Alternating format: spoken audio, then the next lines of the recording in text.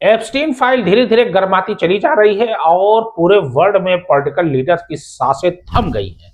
वजह यह है कि वर्ल्ड के top top leaders, top top celebrities, top top businessman का नाम इस फाइल में आता चला जा रहा है और जैसे जैसे इस फाइल के पन्ने पलटते जा रहे हैं वैसे वैसे नया नाम आ रहा है और ऐसा ऐसा नाम आ रहा है कि लोग सुनकर भौचक्का हो जा रहे हैं। एप्स्टीन, जेफरी एप्स्टीन, जो कि अमेरिका में पैदा होता है और धीरे धीरे बड़ा होता है और पहले मैथमेटिक्स का टीचर रहता है। मैथमेटिक्स का टीचिंग करते करते वो यौन शोषण के उसमें दलदल में घुस जाता है और वहां से जो है ये बाकायदा लड़कियों की बाकायदा ये सेल करता है, यानी देह व्यापार में ये उतर जाता है और धीरे धीरे करके ये बड़े बड़े लोगों से, बड़े बड़े रईस लोगों से अमेरिका में संपर्क साधता है और लोग इसके झांसे में आते चले जाते हैं और जितने लोग आ रहे थे उतने ही इसकी तादाद बढ़ रही थी और उसी में नामी गिरामी लोगों का नाम आता है।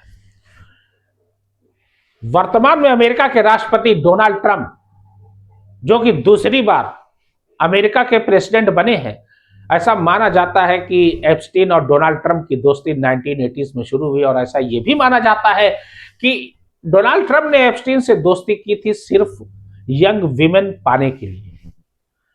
मतलब डोनाल्ड ट्रंप यंग विमेन के पाने के इतने आतुर थे कि एप्स्टीन से दोस्ती करने के लिए उन्होंने कोई झिझक महसूस नहीं की। और ऐसा माना जाता है कि जब एप्स्टीन अपनी गर्लफ्रेंड को लेकर ट्रंप टावर पहुंचता है और ट्रंप टावर जब पहुंचता है तो वहां पर डोनाल्ड ट्रंप पहले से मौजूद होते हैं। डोनाल्ड ट्रंप उसकी गर्लफ्रेंड को इस तरीके से खींचते हैं अपनी ओर और कुछ अश्लील हरकत करते हैं कि एप्स्टीन वहां पर खड़ा रहता है, लेकिन उसके बावजूद वो कुछ नहीं बोलता, मना नहीं करता और वो मन मन मुस्कुराता है कि मेरे पास ऐसी गर्लफ्रेंड है जिससे डोनाल्ड ट्रंप रिझा सकते हैं, डोनाल्ड ट्रंप रीच सकते हैं, यानी डोनाल्ड ट्रंप जो है मेरी ओर आ सकते हैं। और वही हुआ, डोनाल्ड ट्रंप की दोस्ती 1980 से जो शुरू हुई और उसके बाद धीरे धीरे गहराती गई। फंक्शन में, पार्टी में, तमाम बड़े बड़े समारोह में एप्स्टीन और डोनाल्ड ट्रंप एक साथ देखे जाते थे, बाकायदा दोनों ठाका लगाते हुए और दोनों साथ घंटों बात करते थे। ऐसा लगता था कि जैसे ये दोनों बचपन के लंगोटिया यार। और ऐसा ये भी माना जाता है कि ये लड़कियों का सप्लायर बहुत बड़ा था एप्स्टीन और ऐसा माना जाता है कि बड़े बड़े सेलिब्रिटीज इसमें इन्वॉल्व थे।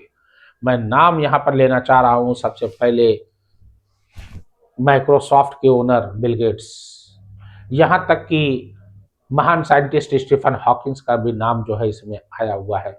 यहाँ पर एक बात मैं अवश्य कहना चाहता हूँ, लोगों का ये कहना है कि चलिए सब तो ठीक है, लेकिन स्टीफन हॉकिंग क्या कर रहे थे जबकि वो पैरालाइज थे, चेयर पर बैठते थे और बाकायदा वो कंप्यूटर में इशारे से जो है बात करते थे। तो वहां पर जाने का उनका क्या मकसद था अभी तक ये समझ में नहीं आया है, क्योंकि वो तो पूरी तरीके से शारीरिक रूप से विकलांग थे और शारीरिक रूप से विकलांग व्यक्ति वहां जाके करेगा क्या। फिलहाल यहां तक ऐसी चर्चा हो रही है कि इसमें दलाई लामा तक का नाम सम्मिलित है।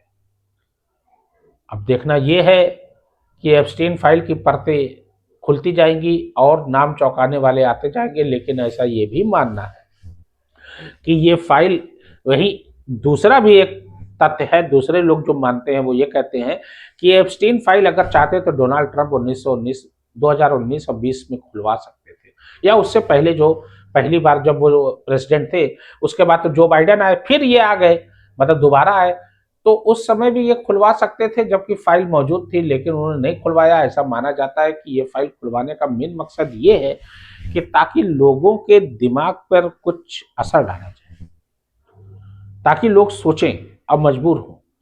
और ऐसा ये भी एक माना जाता है कि दुनिया के टॉप टॉप पॉलिटिकल लीडर्स को ब्लैकमेल करने के लिए डोनाल्ड ट्रंप ने ऐसा किया है, क्योंकि डोनाल्ड ट्रंप के पास फाइल थी।